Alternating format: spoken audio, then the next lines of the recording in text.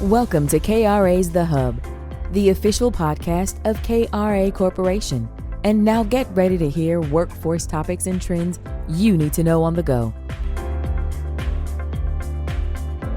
Hello and welcome back to the program. This is Doug Foresta. I will be your host today. And with me is Ron Painter, President and CEO of NAWB. I know many, if not most of you listening, are familiar with Ron. We're very fortunate to have him here today. We're going to be talking about an executive order that was signed in Pennsylvania that has to do with opening up state jobs to a larger pool of potential applicants. But first and foremost, Ron, thank you so much for being here. It is an absolute honor to be with you. Yeah, Doug, this is great.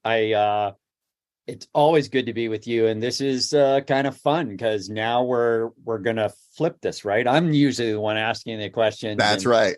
So, all right. So, Ron, the first thing that I said a lot of people do know you, but I don't know if everybody knows your background. And we're talking about Pennsylvania and lessons for the rest of the nation, but you actually are joining us today from Pennsylvania, correct? I am in the wilds of Western Pennsylvania. And not only that, but would it be fair to say that you have deep ties to Pennsylvania? Yeah, I do. Doug, I grew up here in Western Pennsylvania. I've spent a good chunk of my professional career in Western Pennsylvania and working for the mayor in the city of Pittsburgh. And so, yeah, large chunk of my career is here. All right. So let me just give our listeners a little bit of some background here of what we're talking about today. So Pennsylvania Governor Josh Shapiro signed an executive order, which created thousands of job opportunities. It basically, what the order does is 92% of all state government jobs in Pennsylvania no longer require a four-year college degree, which impacts about 65,000 positions. And it's going to be more skills-based rather than just credential-based, right? So I am really curious, as the executive director of the National Association of Workforce Boards, what is your take on this? We'd love to hear your thoughts and take on this. Oh, there's a lot of different thoughts, a lot of different directions that my mind goes. I think you mentioned earlier what it really does, I think, is it opens the labor pool, or opens the potential for employment to a much broader labor pool than it has before. It gets people, back into to the possibilities. It's not just about that educational credential, but it also brings in what we all have, or many of us have, and that is that real work experience. And there are things, you know how to do. There are things, hopefully, I know how to do that I'm competent at. I don't have any credential that says I know how to do Microsoft Word or Excel, or I know how to do use some other pieces of software. And so I think it's really important. And if I were, I'd go back and get certified in that, because if I sit for a job interview, I want to make sure they understand that I understand some basics in technology, that whatever software they're using, I can maneuver through that. I think the other part of this that's really, really kind of cool is the fact that we know that our veterans get really good training when they're in the military. Oftentimes, it's really hard to translate that into what is my position in the military? What does that do out here? But I can translate that in terms of skills and the competencies I gained in the military. I think also for the emerging labor force, that conundrum of, well, you can do a job if you have experience, but you don't have any experience, so obviously you can't do the job. And I was just reading the other day some really interesting research that was done out of Florida State, a guy by the name of Dr. Chad Iddeking, I think, Iddeking, and I hope I'm not going to misinterpret his work, but they did a lot of work at looking at this difference between experience and how the individual performed. So I think for that emerging worker, looking at what kind of credential do I have? What kind of competency can I tell you I have makes up for that difference in experience. Because you've met, and I have met people, I've probably hired people that had 10-year experiences versus 10 years of experience, right? Right. And so it's always been, I think, that the hunt for competency. I have a position as a business, as an organization, as the Commonwealth of Pennsylvania. Who can I find that can do the work that I think I need done? And so I think what the governor has done is broadens that labor pool to now say, okay, there are certain competencies that are required in this work or that we really need in this work. If you can demonstrate that competency, then let's talk about working for the Commonwealth. And, these are good jobs, right? I mean, we're talking about, state jobs. These are usually, good benefits, right? So these are, 65,000 really, family supporting jobs. I don't know what every one of these jobs are, but yeah, they are. I have, my nephew works for the Commonwealth of Pennsylvania, and it's family sustaining, for most part, family sustaining wages. It's also like, we forget the flip side of that, which is also like a lot of dedicated people serving their community in a variety of different ways. And so I think, it really is it's a great opportunity. So let's talk about the national perspective on this. I learned from you that Pennsylvania is not the only state that has done this. There's been some others. Can you talk a little bit about what you think this means for other states? Do you think this will become a national trend? I think what it means, again, for other states is, as we're going through this shift, this transition to skills-based hiring, we're seeing it in the private sector. We're seeing large corporations set aside arbitrary academic standards and really focused on skills and competencies. I think what this does is it shows states how to lead. And as they do that, I think the systems that respond, both if we're talking about the market situation, both the business need and the individual, the job seekers need, I think it puts them better in tune to what is happening and the fluctuations and the changes in the market. I think, again, coming back to our earlier conversation, to me, it's always been about the hunt for competency, and we've changed how we look for that hunt. Used to be, if you had a high school diploma, whether or not I had a perception, I knew what that meant you could do. And if you had a 2 or a 4-year degree, I knew what that meant you could do. And so now we're refining that. We're saying, okay, there's certain competencies about this work that we need. I think also it's a response to the fact of some things that we know in terms of data. We know that the boomers are leaving the market every day. We know that the pandemic really pushed a lot of boomers out of the market. And we know that there are biases in age. So difficult for many of the boomers to get back into the labor market. We saw that. There's a lack of emerging workers, just the sheer numbers of people that are coming into the labor force, both domestically and through immigration and migration. So we've got a shortage over here, literally, in the numbers of individuals coming into the market. Got a lot more boomers who have left the market. So you already have a really tight labor market to begin with. And I think skills-based hiring is an opportunity to not only, as we talked about the Commonwealth, broaden that talent pool. I think it helps business and regions broaden that talent pool. So you've talked about a lot of the pros about this. I'm curious, can you see any downside to something like this? Is there anything that we should be thinking about, in terms of potential consequences of this order and this change? Now I get really like crazy kind of esoteric. My undergraduate degree is in poli-sci. And I began my career, my working life, I guess I should say, in local politics.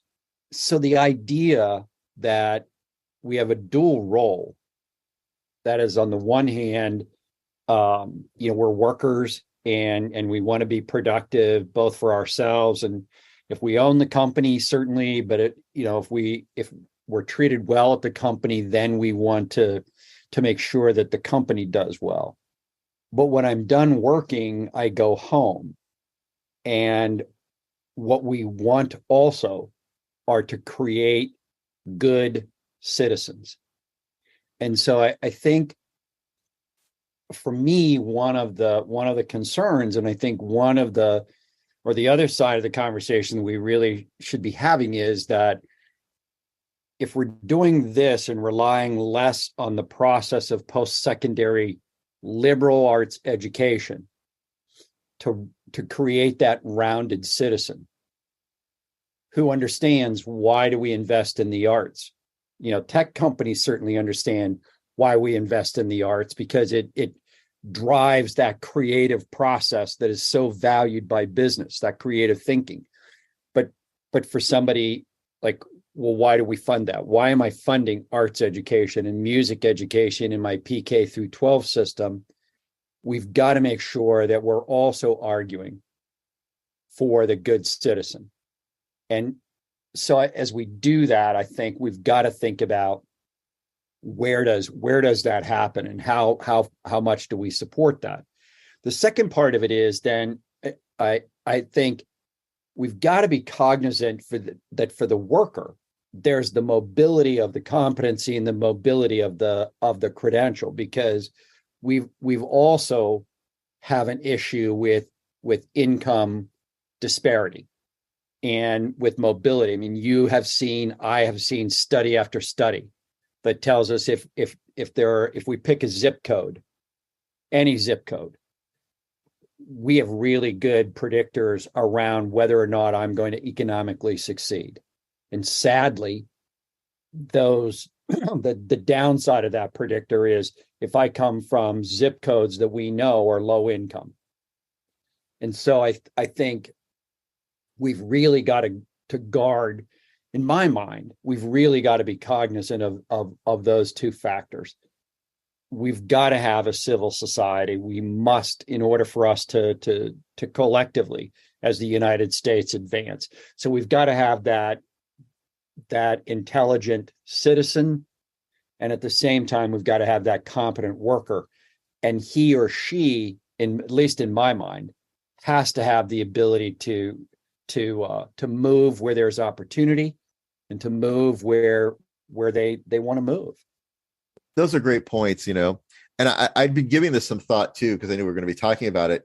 My hope is that those people who get hired who don't have a 4-year degree, that perhaps as they get into a good job, their life, now they're entered the labor market, that they would go back, that wouldn't preclude someone from getting that education and that credential down the road.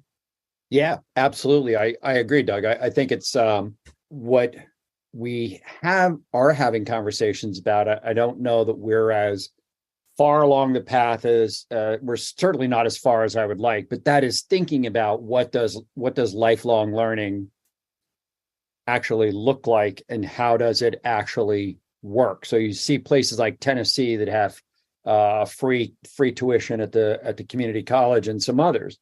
And I think that's a really good potential, because I think, again, it gives us the ability, removes a barrier to somebody going back and getting that associate's degree and getting exposed to opinions, to ideas, to things outside of themselves. And that's, I believe, at least has been my experience, when I feel like I grow.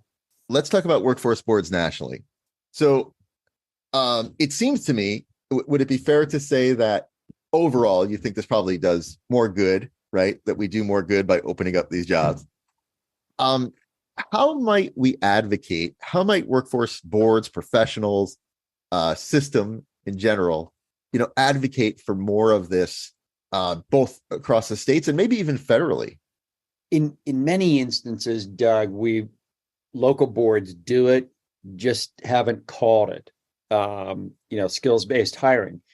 They've been working with an employer. Maybe they've done a series of on-the-job training contracts, or they've done incumbent worker training, or they've worked with the employer on recruiting and job fairs. And so they understand what the employer is looking for. They've been a part of the strategy for that employer to grow.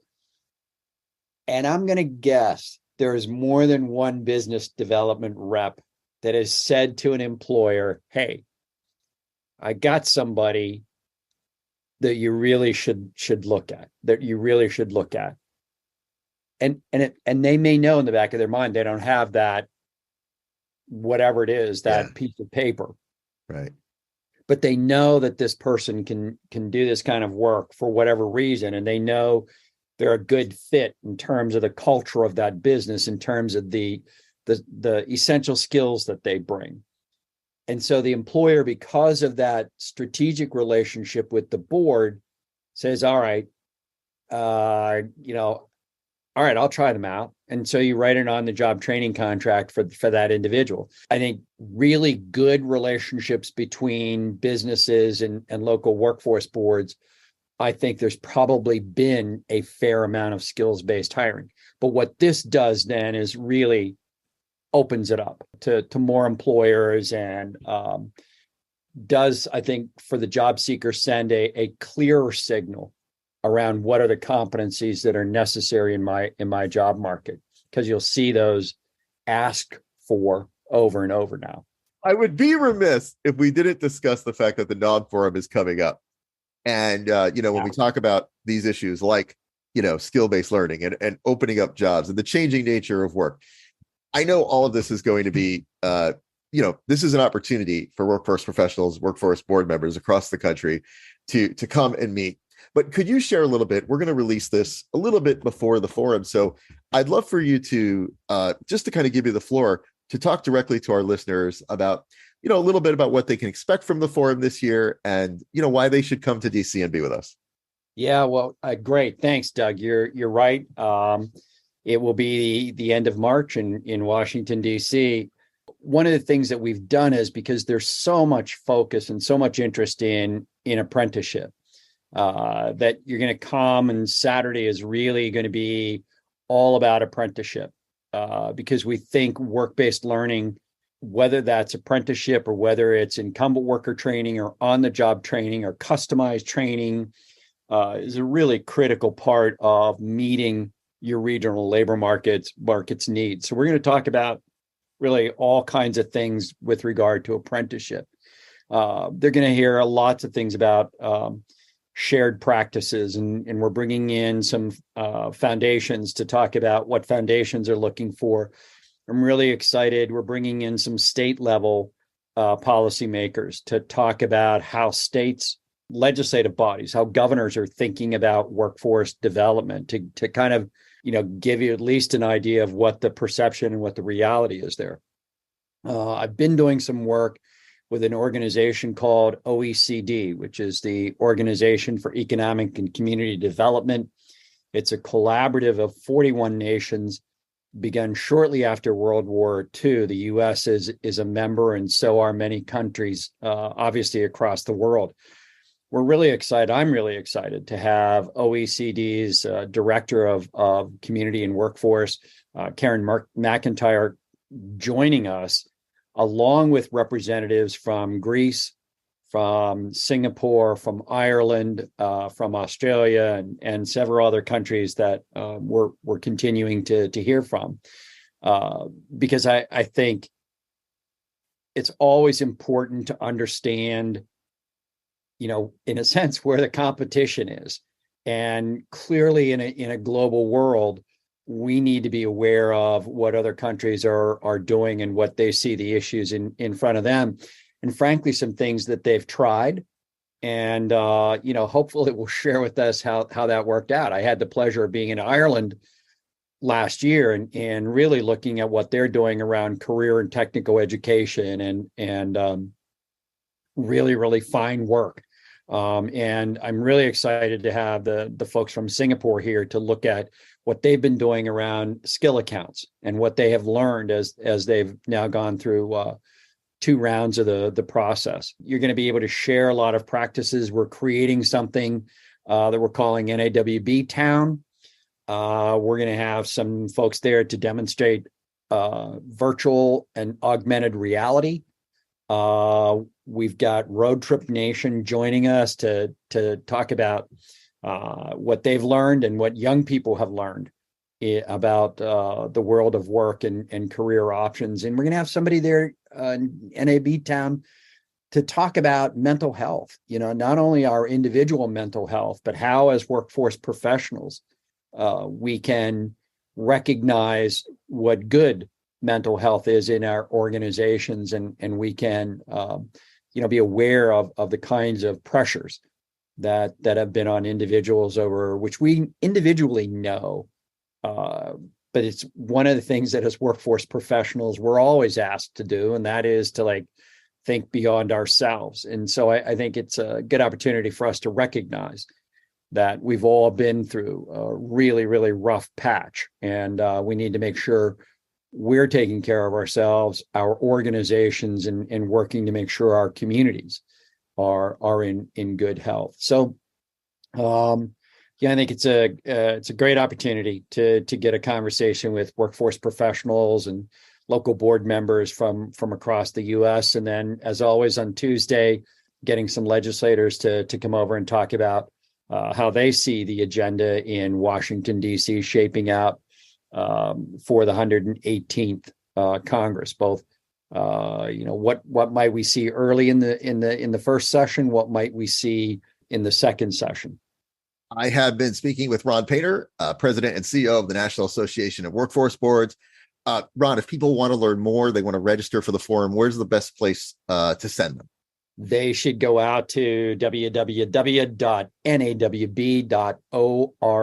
That's nawb.org, and they can find information about the forum there. And I know that Rafi and all the crew will be happy to take their questions and work with them. So yes, definitely encourage people. We're going to put that. I'll make sure that we put that in the show link. Put that link in the show notes as well. Ron, thank you so much. It's always a pleasure to be with you. It's great to be on the other side with you. I'm usually at the control, so it's great to be with you today. Thank you for sharing your words of wisdom with us. Doug, it's always a pleasure to be with you and appreciate our work together. It's always fun to hang out with you, and I hope I've helped your listeners, or at least, if nothing else, spread a little optimism. I'm just so excited. I just think it's such a crazy, exciting time to be involved in workforce development. As we shift from the pandemic to whatever is next in terms of the world of work, how we work, what we do is changing, and so are a lot of the corollary conversations, the skill-based hiring, the data that we need to get better at what we do. And I just think it's a really, really exciting time to be a part of this world. Thank you so much, Rod. Appreciate it. Thank you for listening to KRA's The Hub. Don't forget to subscribe to the podcast on Spotify, Apple Podcasts, or wherever you listen to podcasts. To learn more about KRA Corporation, visit www.kra.com. Thanks.